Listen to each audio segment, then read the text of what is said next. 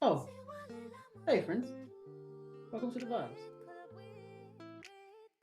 That was so good. That was so It's time for the vibes, y'all.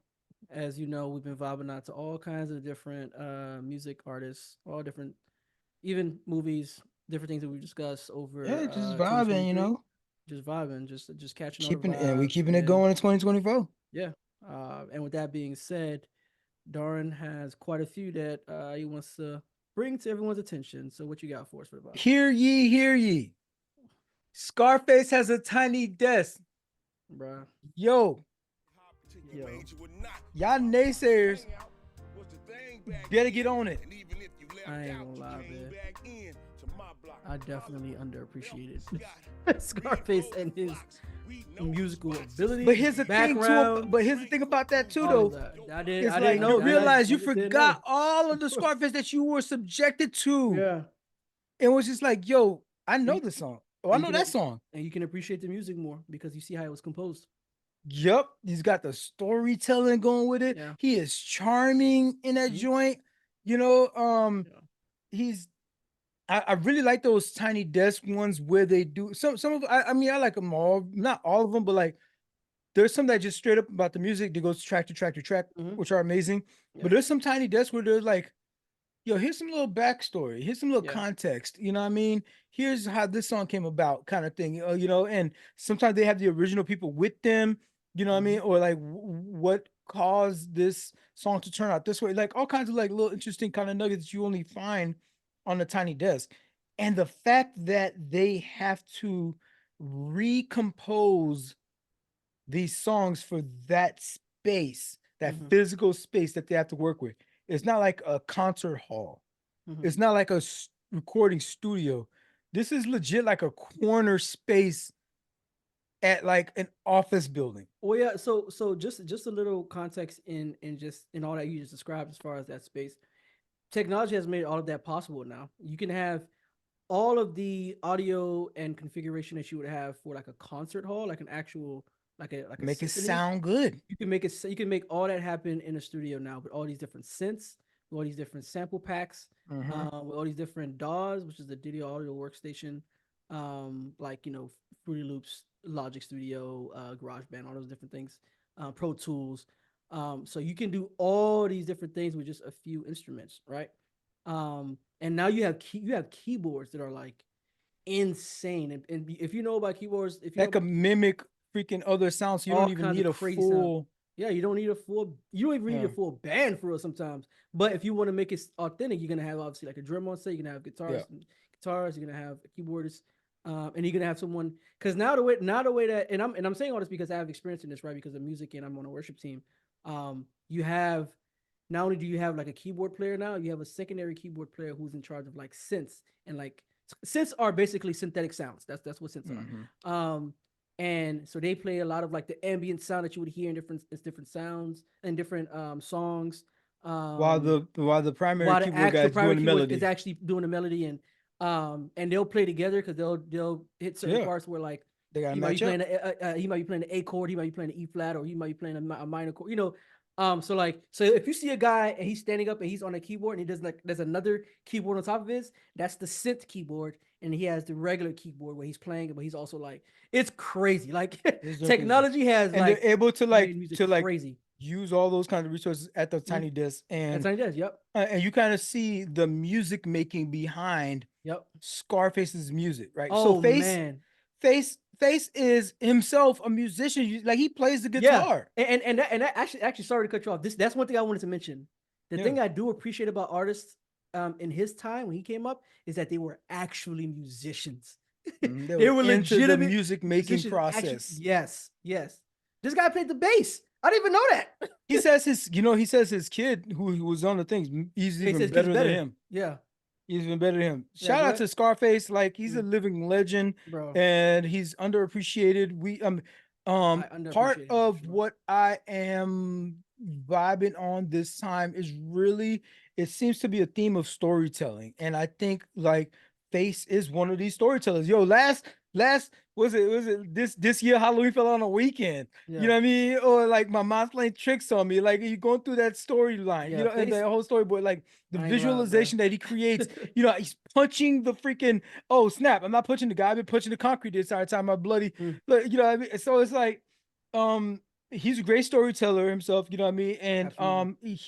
his work has always been more meaningful and less just freaking commercially acceptable, Mhm.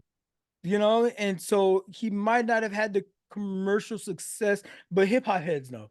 Yeah. Hip-hop Oh yeah, heads yeah, know.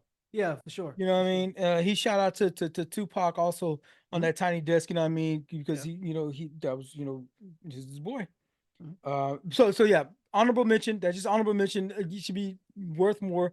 All the flaws to Scarface, living legend, living legend. So Yeah. you still got time to Definitely check for him sure. out.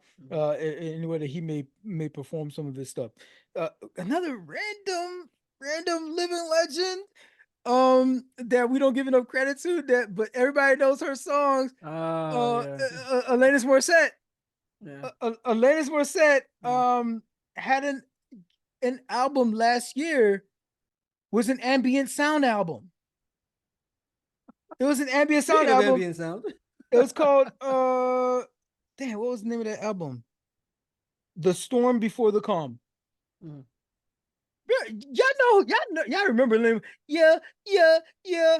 I don't know, and I to remind you of all, the next hour all when those you went all those away. songs, all Yeah, those songs yeah, that was yeah. You know that all song. those songs that were super annoying that you could not get out of your head. But She you was heard it behind and it. you know it. That was And her. you know it. Yeah, that was her. That was her.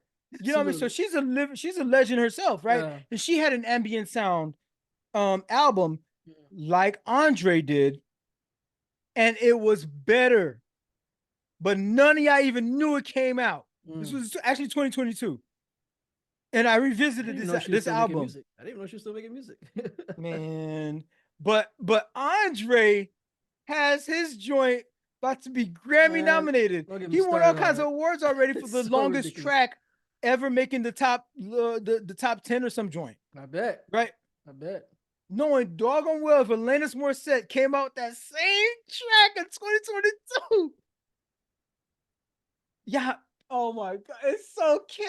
All of this is a freaking facade. Mm. It's because Andre's name was on it. That's all it was. And Andre's ambient sound album was not that great, but it was Mm. timely. It was timely, and we put a lot of expectations on him, right? That, oh, this is great. I may not understand it. I may not vibe with it. You even said at the time, like, ain't really for me, kind of thing Yeah. at the time. But like, it's great, I guess, because it's Andre, right? Mhm. But how about this? Legit, I think people should check out Alanis' album, Alanis Morissette's album. Like this, it's way more exploratory, it's way more polished, right? Is it? It Eh, and it still eh. allows the it's still, but it's and the thing is, like when you have one of these ambient sound albums, Okay. it is like a jam session. You know what I mean? Which is really Okay. what Andre leaned in on. He was like, Mm. I don't even know if anytime I play this song, if I perform it live, it'll be the same as, I mean, the main ingredients will be there, but it'll be Mhm. completely different song. Mhm. This track, if I play it live versus what you heard on the album, because it is a lot of it is like a jam session. But yes, you listen to it and it still has the Alanis's album, The Storm Before the Calm, will still have a jam session feel, but still stay true to the ambient sound thing, because it's not like this repetitive beat throughout. It's not like there's not a chorus that it comes Mhm. back to this instrument, Mhm. every 90 seconds, whatever. No, it's not like that. Mhm. It does meander, you know what I mean? But it seems organized though. Like Mm. they practice this. Like as if I will go listen to her perform track 2, track 3 live, it will still be the same. It'll still be the same Okay. because it's more polished, because she's practiced at it because he's not a new. It's the same kind of crap I was saying about the Beyonce last album. Oh yeah, you were saying that. People love that joint, and but I'm Yeah. like, yo, any person that came out with a house album like 6 months earlier, their name was anybody different. You know what I mean? Like her name was Elise Stephanie. Let's call her right. Okay. Um, you that album would do anything. You know what I mean? Mhm. But because it's Beyonce's name on it, oh, it's revolutionary. It's great. It's good. But it ain't going. It wouldn't be Grammy nominated and all that kind of stuff, and Yeah. freaking do all the numbers that it did if it was one of this. Either way, Alanis Morissette album was even better. So, but I'll say this: if you're a person that did enjoy the ambient sound experience, you're new to it with Andre 3K, here's something else for you to check out to expand that palette, and that might be even make you more appreciative of the genre of ambient sound. Sure. The other thing for honorable mention is this artist, man. I didn't get a chance to really get to the background of Kwaye, but this song, Fool's Game, is it came out perfect timing for the new season, for award season. Um, so it's eligible, and so I think this song should. I listened to the album. The album was kind of hit or miss in there. Okay. It maybe just not me. It's not for me, and it just couldn't. And like I think I have a wide palette, right? But this song should be nominated, perhaps even win record of the year. Are you a naysayer right now? That's The cool. composition, the lyricism, the performance. Composition, okay. Lyricism, okay. I definitely want to distinguish between that, between record of the year and song of the year. Now, song of the year is going to be mostly about writing and producing the song, the track, and all that kind of stuff. So these are two different records, right? And versus record of the year is more about the performance, because I don't know if he wrote that song. You know what I mean? I don't know if he wrote that song.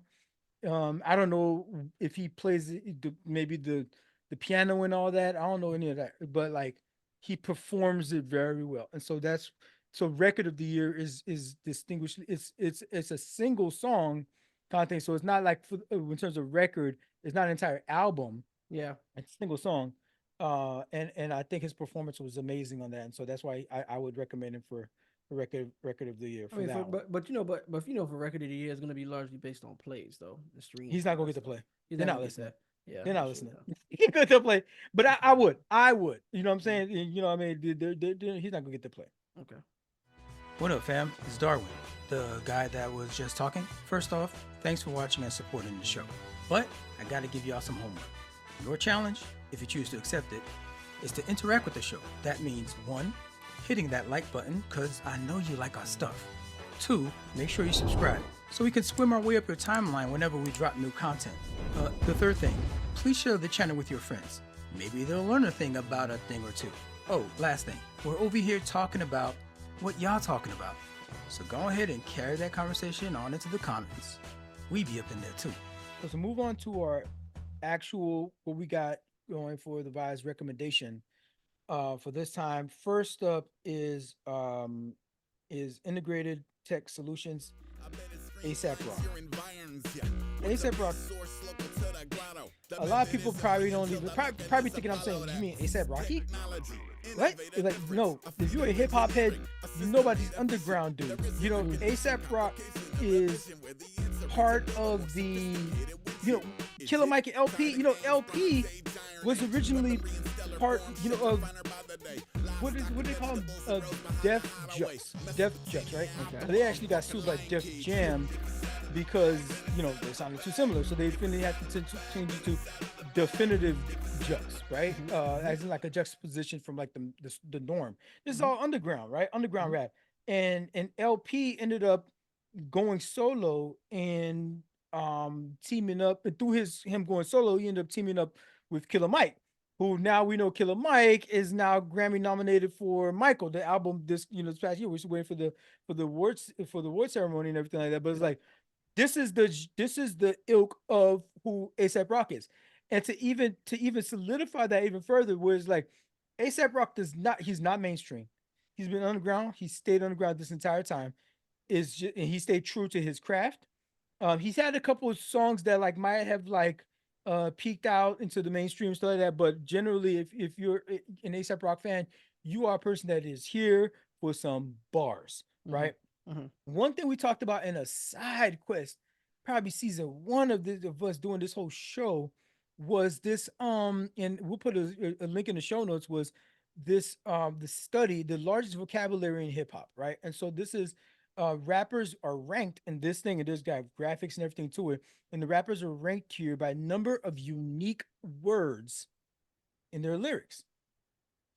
And you'll be happy to find out that some of these like artists that we think are like way up there in terms of like, true rhyme sayers and craftsmen, Black Thought, your Lupe Fiascos, Andres, and all these, like, are they're higher, they're on the higher end of this list because they use more, because they're more intellectual with it, we're putting Yeah. their rhyme schemes together. They tend to have more um um unique words, right? They have because they're intellectual, they have unique words, and so they're like there'll be a little bit more of these little whole what we used to call conscious rap, right? Mm-hmm. And so to somebody like Lil Uzi Vert or Lil Baby, these guys, you can be like, oh, okay, yeah, young boy never broke again. All these cats, you know what I mean? You're like Lil Peep, what's his name, Lil Pump, and Little all pump. these, Yeah. yeah, Little all these peep. whatever, right? Little um pump. Yeah. Kodak Black. You know what I mean? These guys are like, Yeah. they're gonna be on the like low end of the spectrum with all this kind of stuff. Mm-hmm. And so there was one artist by himself at the very tip top end of this list, and that's ASAP Rock. Mm-hmm. ASAP Rock has always been nice with it. I want to distinguish him even more by pointing at the second place person over seven. Let me see. What's the yeah? Two 1,700 people words. over 7,000 unique words. Mm-hmm. This other guy, a bus driver. And here's the distinguishing factor. The bus driver is whack. That nigga's whack. He might be on the top of the list in terms of unique, because this is Mm-hmm. specifically number of unique words used by this person, right? Mm-hmm. And so you think, oh, they're very smart, they're very like intellectual, they get these bars out. This nigga ain't got no bars.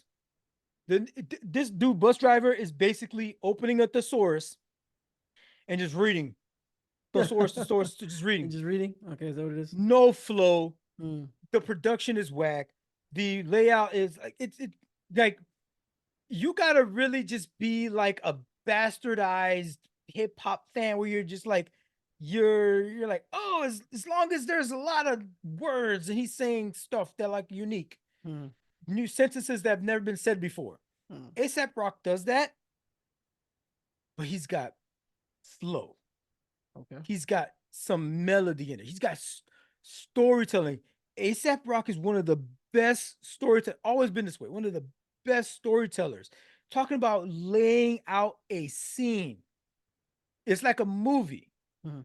He will talk to you about, I had you listen to the song, right? Yeah. This guy, he had a mental health crisis of some stranger breaking into his apartment and is like hanging off the freaking like the damn mortars or whatever, the freaking rafters. Yeah. And he went through the process of like there's the talking to the landlord and the police and everything like that. And he talks about all that in the story.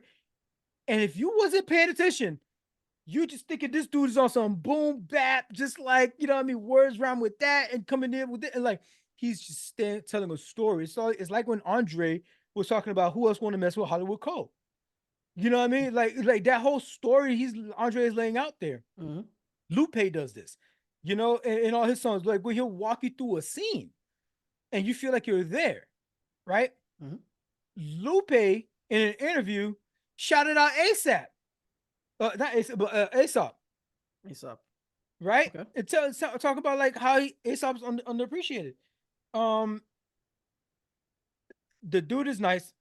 The thing he doesn't have going for him that he's white. You know what I mean? So in Well, hip of hop, course, you yeah, know, language, you're yeah. gonna if you're white in hip hop, you're gonna be an underdog. But if you appreciate bars and storytelling, this is the album for you. Ace talks a lot about the man. Damn, I love this album so much.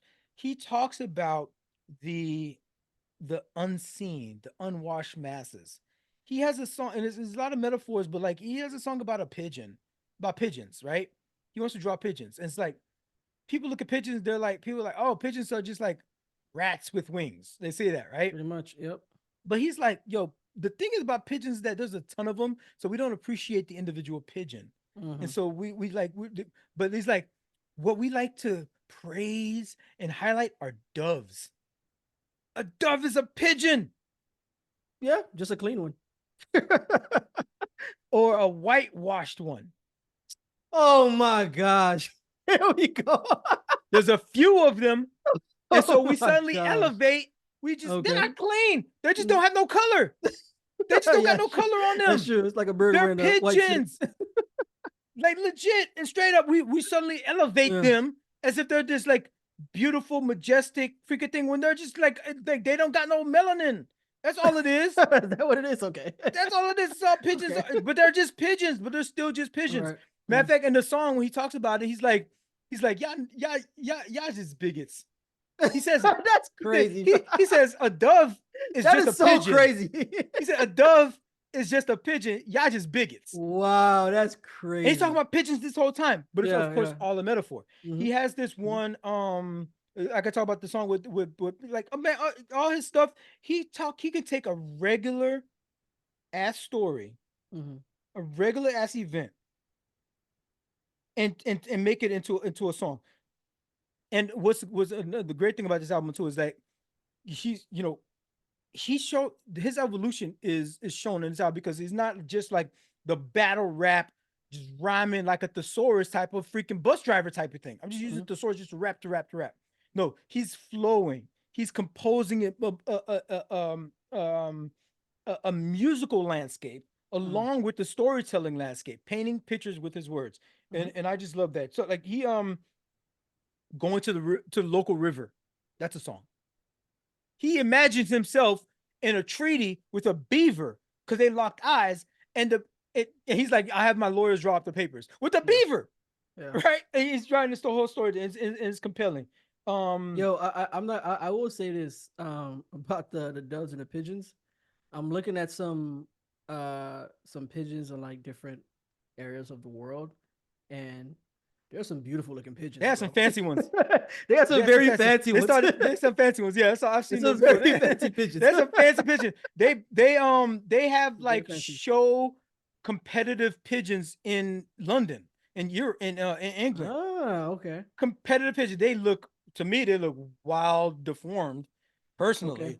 But they to them there's like, yo, it's a masterpiece in pigeon breeding. You know the way we breed all these dogs now, like these dogs that never really existed before, but we mixed a Labrador and a poodle, and now we have you know what I mean, and then we have golden doodles, and we have all kinds of cavapoos and and Australian shepherds. Now we have a Texas one or some joint like that, and so they've been doing this with pigeons apparently, right? And they probably do other species of birds too, but like pigeons is like one of the top tier breeding of birds that happens, and they look wild and crazy in a lot of these other places.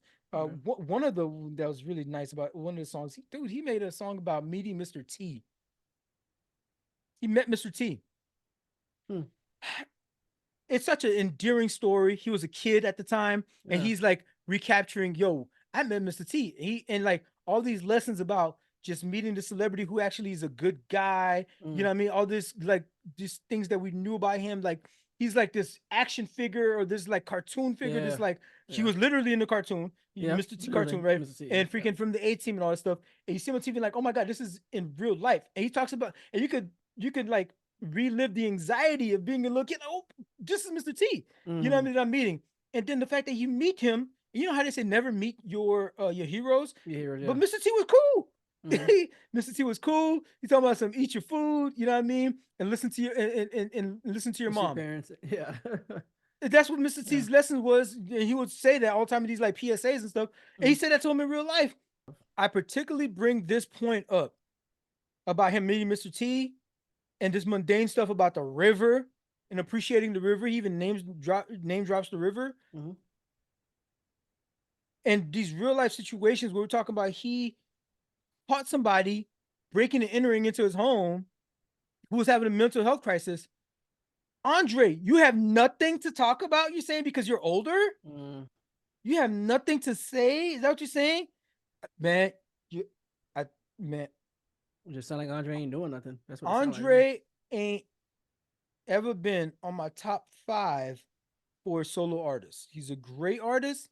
Mhm. He's revolutionary and but like in terms of like bro, when I say you got to have more than one album, Yeah. remember this is why Biggie can't be in my top 5. Mhm. Andre can't be in my top 5. You know, because he's like Andre leaves a lot to be explored, but he what he did has given us, we see the capabilities of Andre, but he literally hasn't done it though. Yeah. He hasn't done the thing. That's what. He's That's what. capable of so much, but he hasn't done the thing. We're giving him potential and giving him credit for potential. That's what irks people about Andre because they see like this guy could be much greater as a rapper, as an artist, but you don't be tapping I into feel it. like That'd be irritating he's a people. figment of our imagination. We created this Yeah. At image this of point. what we think Andre is. Yeah. At And this he's point, for like, sure. he doesn't want it. He's not trying to do that thing, and it's Mhm. on us. It's our bad. Yeah, I shouldn't be upset that, you know what I mean? Mhm. He's like, I have nothing to say. It's like, he has nothing to say because Andre ain't never been that. Maybe Andre's not that deep and introspective. He's just Mhm. not. He's just Yeah. a regular guy. And in the time and place where he was at, he could put words together. You know what I mean? That, but he's right.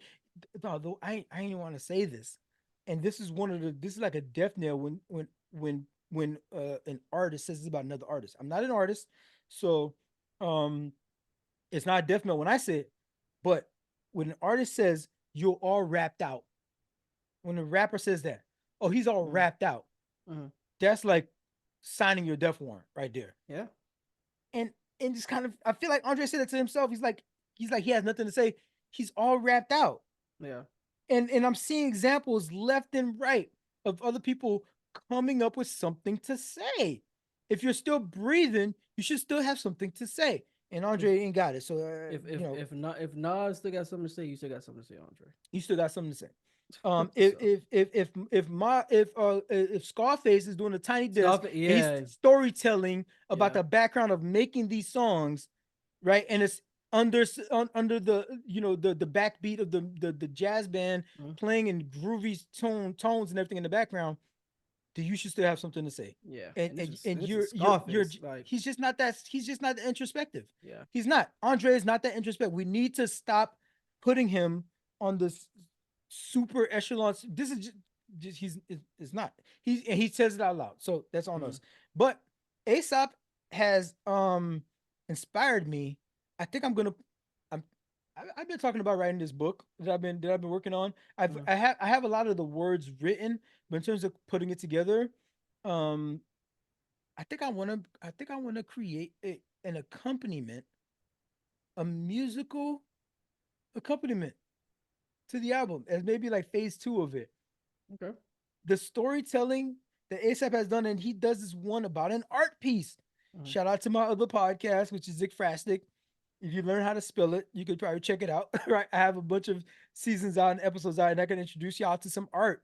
This is an art focused podcast that I do, Mhm. and there's a poetry involved in it too. And Ace does this with a Van Gogh that he likes, and so I'll let you check out the song, but check out, man, this album is amazing.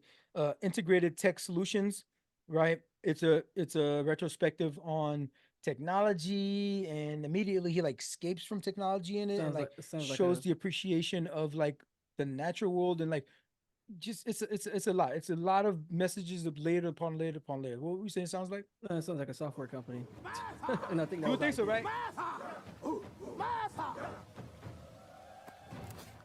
The other album today we're gonna feature is Quaranta Mm. by Danny Brown. Um, Danny Brown right now at this age, he's like 42 years old. This is another older rapper, Mm. 42 years old. His last album was in what was his last? I think it was 20 might have been 20. What's it? Did I have this down? His last album, XXX, right? Triple X. And so that was, I think it might have been 2010, might have been 10 years ago. And so he he's known for pretty much sex, drugs, and rock and roll. Sex, drugs, and Okay. rock and roll. Okay, fair Bro, enough. like when I talked about punk rock Mhm. before, Mhm. he's kind of like a punk rock rapper, right? The music in the background Interesting. is a lot of rock, it's rock heavy, you Mhm. know, it's a lot of experimental sounds and compositions and stuff. And he is fun loving and he is like going 1,000 miles an hour and he is like basking in the sex, drugs, and rock and roll. It's called XXX. Matter of fact, the album cover is like somebody like it's a cartoon of like somebody popping a pill, right? Mm. Because that's the lifestyle. So and he talked about it in his music. Every track was damn near about it, right? But he actually lived it because he was a drug addict. He was a drug. He's in rehab now, Mhm. and so it's clearly exemplified in this album that yo, I'm going through some. I'm going through sobriety right now. I'm going through the programs. I'm going through rehab. But Had me on some stupid shit. here's the interesting thing. Thought they fuck up who I'm closest with. This All album my fault for most of it. Thought was I knew released everything, in but don't know shit. That's why I'm 2023. Okay, so this album. So the album is called Quaranta. Quaranta is Italian for 40, right? Okay. So the album was released. Remember, I started off by saying he's a 42-year-old rapper. Yeah. He was 40 when this album came out, Quaranta, right? But it came out in 2022, 2023-ish, Mhm. 2 years later after quarantine, right? And so he's not 40 anymore when the album comes out. So Mhm. I'm wondering, like, a lot of the stuff that he's going through, that he's describing in the album, how much of it is influenced by being on lockdown? He goes through breakup. He go through he thought he talks about he thought he found his wife, you know what I mean? But he got he got big in his head thinking his career is booming. Bro, COVID really humbled a lot of people. Absolutely. COVID really humbled a lot of people and it really changed things up for plans that folks had. So he Mhm. recorded the album in 2020. You know what I mean? He's 40 years old at the time. And by the time we're listening to this album, that relationship is long gone. Yeah. Right. And the very opening track is Quaranta. And he starts off the album. And again, I love opening tracks like when you get it right, that sets the mood for the album. Mhm. I look for that when I listen to an album if I'm going to be a fan of that album. If that opening track is weak, it's going to be like, okay, whatever. But if I listen to the album and it's a good album, I go back and listen to that first song of the album and like, man, that's how you kick off an album, right? It really matters. He starts off the album on some real like, I fucked up. Mm. I've made some mistakes. And he's like very like apologetic. It starts off somber. And I'm like, Joe, where's all the sex, drugs, and rock and roll? What's up with the party? Mm. Mm. I could, Danny Brown is a party. You know what I Yeah. mean? Yeah. And he's like, he's got this high pitched voice, and mind you, he's always been smart. He's always been um subversive and punk rock. And remember, punk rock, a lot of the theme of punk rock is talking about the man and being against, you know what I mean, the corporatism of everything and being protest, right? Protest music. Mhm. So he always still had that, but a part of the way he lashed out and all that was through the sex, drugs, and of course rock and roll. But this album starts off like mellow, and I'm like, whoa, wait a minute, this dude sounds like he got something to say. And Mhm. so I listened to the whole album, going through it, and and he's gone through a journey, and he is growing. This is probably gonna be his most accessible album because a lot of people may not be into punk rock, but he has a lot of songs on here that are like that could cross an adult contemporary rap way that can be accessible to like for the common folk to be like, oh, who's this Danny Brown person, and play it. Not just white people, right? But even like older hip hop heads that have watched folks like him grow.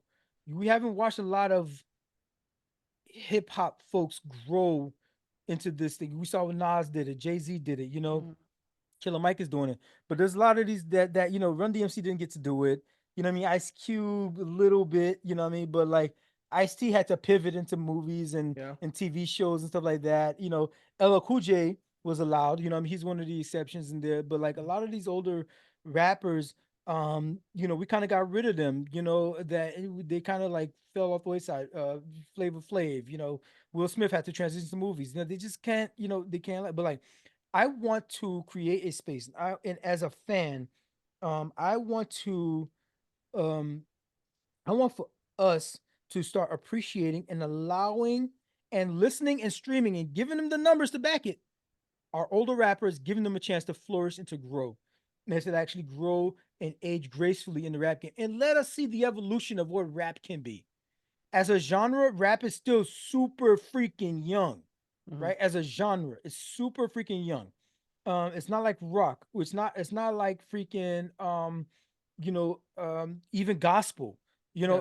It's rap is still super young, and allowing the rappers that have evolved with it for 10 years, for 15 years, for 30 years, Mm-hmm. 50 years of hip hop we just celebrated last year. Mm-hmm. Allowing them to see where are they taking it. Not it's always been this trope about rap as being a young person's game, right? Mm-hmm. Nah, we need to dead that. We need to dead that. We need to allow our elders to grow and evolve. And I think respectfully, Danny Brown, Danny Brown's album should probably be nominated next year for the Grammy. And I say in this respect, what what happened with Lil Yachty last year when I first listened to Lil Yachty's album. Well, you already I found our keep way going back back into on this this. conversation. That when I first listened to Lil Yachty, I was like, Mm-hmm. yo, I came to Lil I heard about Lil Yachty. I thought I knew I had an identity of who he is. Mm-hmm. And this is what I expect of him. And that's it. I'm gonna put him in this box and boom, and I'm gonna file him away and know what to expect from him. And I listened to the album and I was shocked. Mm-hmm. I was like, oh, You talking about his Danny Brown album, or you talking about the Yachty album? I'm talking about Yachty, Okay. but what I'm saying is Danny Brown is of the same thing. The Okay. sex, drug, and rock and roll that we thought was just a layer of Danny Brown, that's all he had to offer. Mm-hmm.